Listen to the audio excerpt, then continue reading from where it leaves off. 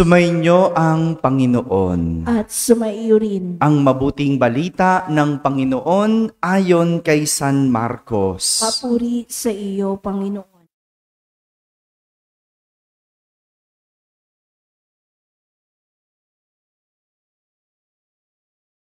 Noong panahong iyon, muling nagturo si Jesus sa tabi ng lawa ng Galilea. Pinagkalimpumpunan siya ng napakaraming tao, kaya't lumulan siya sa isang bangkang nasa tubig at doon naupo. Ang karamihan na may nasa dalampasigan, nasa gilid na ng tubig, at sila ay tinuruan niya ng maraming bagay sa pamamagitan ng talinhaga. Ganito ang sabi niya, "Pakinggan ninyo ito. May isang magsasaka na lumabas upang maghasik. Sa kanyang paghahasik ay may binhing nalaglag sa daan. Tumating ang mga ibon at tinuka ang mga iyon. May binhi namang nalaglag sa kabatuhan. Agad sumibol ang mga iyon sapagkat manipis lamang ang lupa doon. Ngunit nang tumindi ang sikat ng araw, nalanta at natuyo ang mga binhing tumubo. Palibhasay, walang gaanong ugat. May binhi namang nalaglag sa dawagan. Lumago ang mga dawag at ininis ang mga binhing tumubo, kaya hindi nakapamunga. At may binhing nalaglag sa matabang lupa.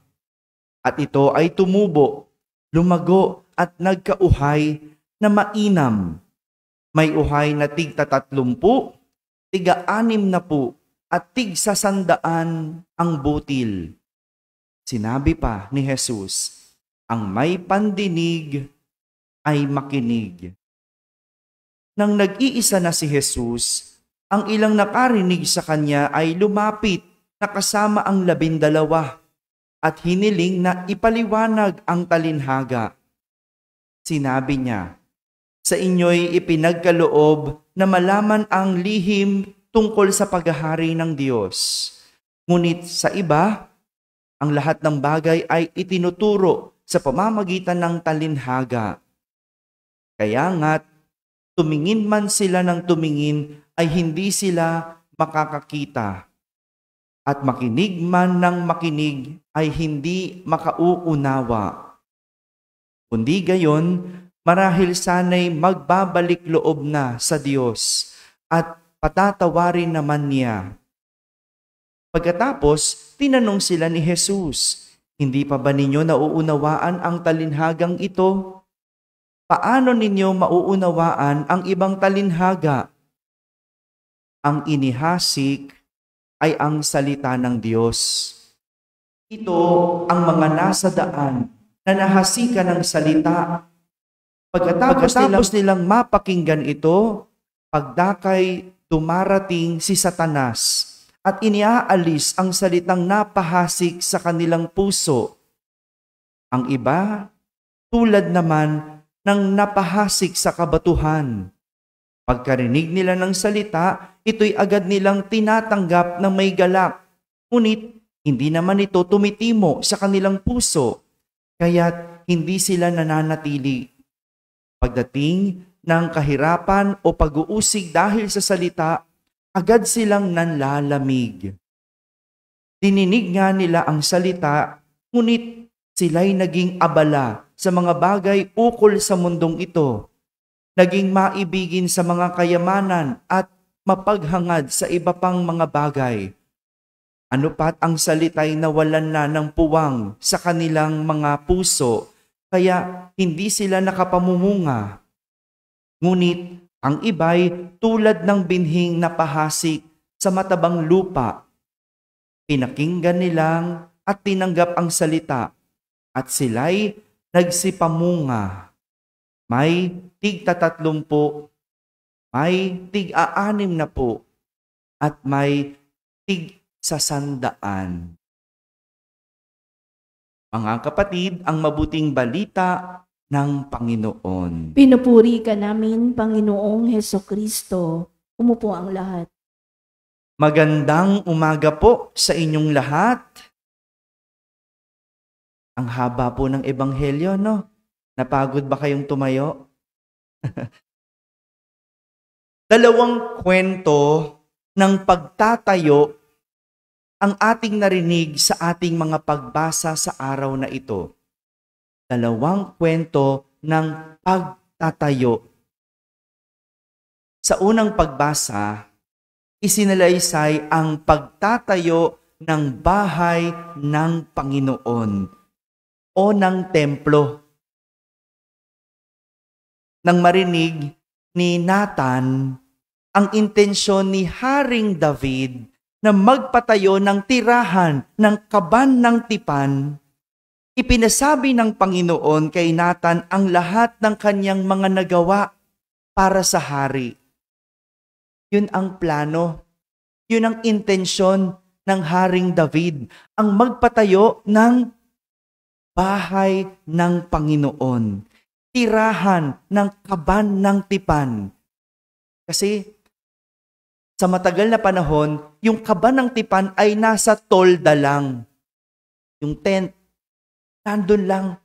Kaya ninais ng hari na magkaroon ng malaking bahay, tirahan, yung kaban ng tipan, kung saan magiging templo ng Diyos. Nang malaman yun ng Panginoon, pinasabi niya kay Nathan, lahat ng nagawa ng Panginoon para sa hari. At dito rin, nasabi ni Nathan na hindi pala si David ang magtatayo. Hindi pala ang hari, kundi ang anak niya ang magtatayo ng templo para sa Diyos. At hindi lang yon. Hindi lang yung mga nakalipas na nagawa ng Panginoon para kay Haring David ang isinalaysay ni Nathan, kundi ang mga mangyayari pa, magagandang plano ng Diyos para sa hari. Inisa-isa sa kanya ni Nathan. Ganon, kasaya ang Panginoon sa intensyon ng hari. Kaya naman napabalik tanaw ito sa lahat ng kanyang nagawa para sa hari. At hindi lang yon, sinabi pa niya yung mga plano niya para sa hari. Dito, ipinapakita ang pagnanais ng hari na magtayo ng isang kaharian para sa Diyos. Kaharian ng isang templo para sa Diyos. Alam niyo po, naalala ko pa noong bagong graduate ako, no? Kasi bago po ako nagpare, bago ako nagseminaryo, ako po'y nakapagtapos na ng pag-aaral, tapos nagtrabaho. No? Nung bagong graduate ako, syempre, excited kang magtrabaho. Excited akong magtayo ng aking pangalan. Diba ganun yun? No? Gusto mo, no, magkaroon ka ng pangalan. Gusto mo maging manager. Gusto mo maging professional, di ba? Excited ako na maitayo yung aking pangalan. Excited ako magkaroon ng magandang karera. Kaya naghanap agad ako ng trabaho. At nung may trabaho na ako, nung nahawakan ko yung unang sweldo ko, hindi ko malimutan at hindi ko parang nagbalik tanaw ako. Parang dati, estudyante lang ako. Ngayon, may sweldo na ako. Dati, lalakad-lakad lang ako dyan. No? Ngayon, sa Makati na ako naglalakad. Dati, no, umaakyat lang ako nung eskwelahan namin. Ngayon, nag-elevator na ako. Di ba ganun yung sobrang saya mo? No? And I'm very sure, ganyan din. Ganyan din yung naramdaman ng mga nagtatayo ng bahay. Nung nagkaroon na sila ng bahay, dati, nangangarap lang tayo. Ngayon, may pinto na tayo. Dati, wala pa tayong kisame. Ngayon, may kisame na. Di ba ganon? Sobrang saya mo, napapabalik tanaw ka. At nababanggit mo pa yung mga pangarap mong gawin. Sabi ko na sarili ko, no, nung nahawakan ko yung unang sweldo ko, no, dadamihan ko pa. Gusto ko maraming pera, sisipagan ko pa, no? Napapasabi ka kasi ang dami mong pangarap, gusto mo makapamasyal, gusto mo magkaroon ng ganito, makabili ng ganyan. Di ba ganon? Ganon yung nangyari sa Panginoon. Nung nalaman niya yung plano ni Haring David, parang napabalik tanaw siya sa sobrang tuwa ng Panginoon. Dati ang templo ko, tolda lang. Ngayon, patatayuan ako ng malaking templo. Ganun yung tuwang naadama ng Panginoon kay Haring David nang malaman niyang ipagtatayo siya ng kaharian, templo. Samantala, sa ating ebanghelyo, kwento naman ng pagtatayo ng paghahari ng Diyos ang ating narinig sa pamamagitan ng talinhaga ng manghahasik. Para kay Jesus, ang paghahari ng Diyos ay parang binhi na itinatanim sa iba't ibang klase ng lupa. Binhi na tumatayo sa salita ng Diyos na itinatanim. Sabi, may mga binhing sumisibol. May mga binhing itinanim sa iba't ibang klase ng lupa. May binhing itinanim sa matigas na lupa. May binhing itinanim sa mababaw na lupa o manipis na lupa. May binhing itinanim sa dawag o sa matabang lupa. At ang binhing tumubo lang sa lahat ng yon ay ang naitanim sa matabang lupa. Dito po ipinapakita ang pagnanais naman ni Jesus na magtayo ng paghahari ng Diyos. Paghahari ng Diyos. Nakita niyo po yung pinagkaiba? Dalawang pagtatayo.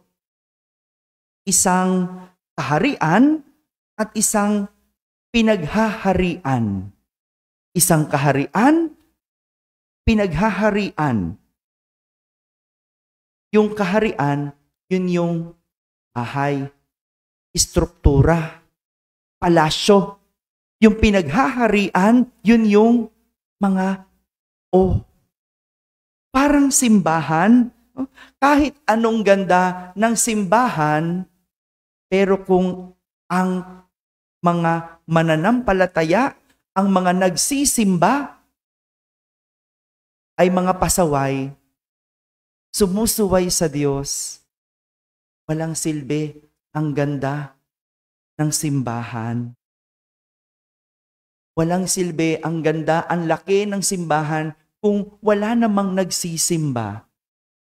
Mabuti na lang, no? Yung simbahan natin, no? Simple lang, maliit, pero buhay na buhay ang mga nagsisimba. Ganito yung ipinapakita po sa atin. Ito yung nais ipahibatid sa atin ng ating mga pagbasa sa araw na ito. Dalawang pagtatayo na dapat hindi natin binabaliwala. Parang isang magandang kasal na pinagtutuunan at pinag-iipunan.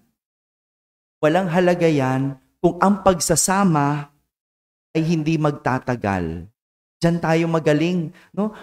Magandang kasal, bonggang kasal.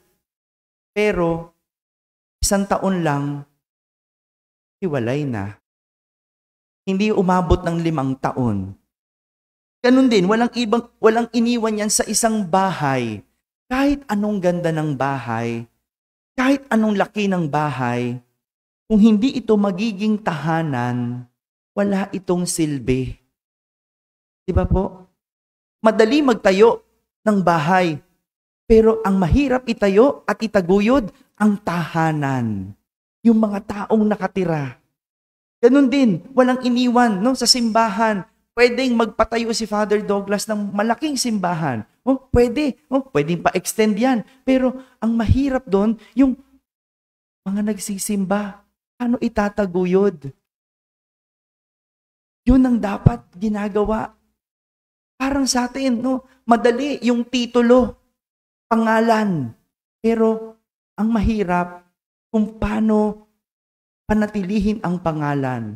Yung pagiging doktor, pag natapos mo mag-aral, magiging doktor ka. Pero paano ka mananatiling mabuting doktor? Diba? Yung pagiging ina, madali. Kulat ka nga, batang ina. Dalaga pa lang noon. Ngayon, ina na, nanay na. 18 lang, 17, nanay na. Pero anong mahirap? Yung pagiging ina. Yung pangalan ng pagiging ina. Ito yung pinapakita sa atin. Mga pagtatayo na dapat magkatuwang. Parang tayo, mga mananampalataya, madaling maging Katoliko. Magpabinyag ka lang, Katoliko ka na. Pero ang kailangan nating itaguyod ay ang pagiging mananampalataya. Yung linggo-linggo magsisimba, magdarasal, makikipagrelasyon sa Diyos, magro-rosaryo. Kapatid, ito po yung pinapakita sa atin ng ating mga pagbasa sa araw na ito. Ang hindi lang magtayo ng kaharian ng Diyos sa mundo o sa ating buhay, kundi higit sa lahat, ang pagharian ng Diyos, ang mundo at ang ating buhay. Amen? Amen.